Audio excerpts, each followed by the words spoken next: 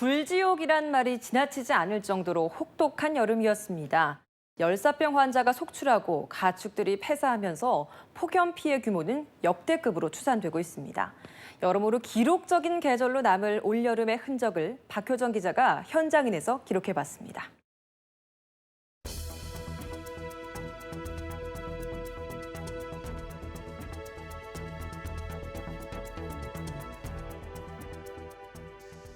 (2016년) 여름 대한민국엔 최악의 폭염이라는 불청객이 찾아왔습니다.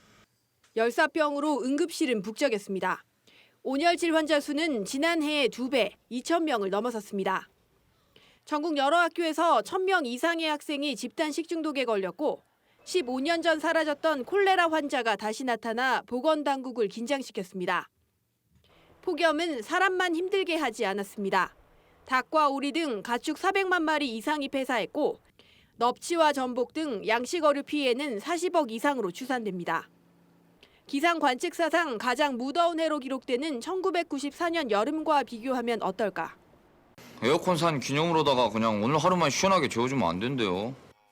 하숙생들이 에어컨이 있는 거실에 옹기종기 모여 잠들고 집 앞 골목길에 자리를 까는가 하면 아예 냉장고 안으로 들어갔던 그해 여름은 그야말로 뜨거운 기억으로 남아 있습니다.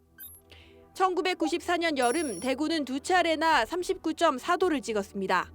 서울 기준으로 35도 이상 폭염 일수는 29일, 열대야는 36일 지속됐고 폭염으로 인한 사망자 수는 전국적으로 3,384명을 기록했습니다.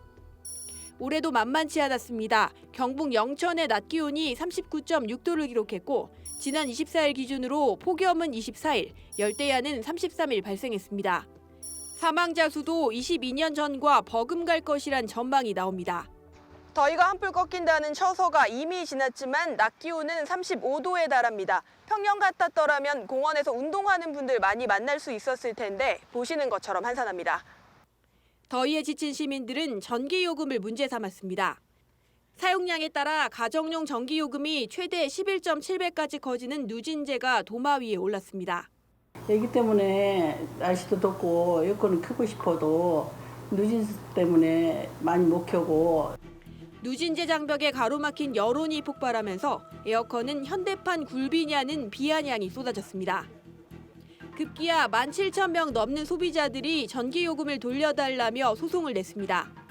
누진제 요금 규정에 대해서 전 국민이 단 한 번도 검토하거나 동의한 사실이 없습니다.